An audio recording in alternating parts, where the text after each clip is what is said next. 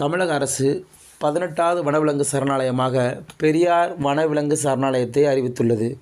இது அமைந்துள்ள இடம் ஈரோடு மாவட்டத்தில் உள்ள பர்கூர் மலைப்பகுதி. இதன் பரப்பளவு 80,567 ஹெக்டேர்களாகும். 2023ஆம் ஆண்டு மார்ச் மாதம் தமிழக அரசின் பட்ஜெட்டில் இது தொடர்பான அறிவிப்பு வெளியானது.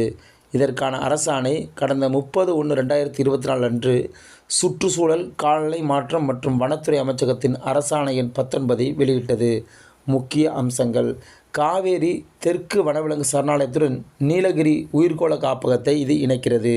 பல்வேறு தாவரங்கள் மற்றும் விலங்குகளின் தாயகமாக இது விளங்குகிறது. புலிகளின் எண்ணிக்கையை பராமரிப்பதில் இக்காடு முக்கிய பங்கு வகிக்கிறது. இதில் 6 பழங்குடியின சமுதாயங்கள் வசித்து வருகின்றன. உங்களுக்கு இது தொடர்பான ஒரு வினா: தமிழகத்தின் 17வது வனவிலங்கு சரணாலயம் எது?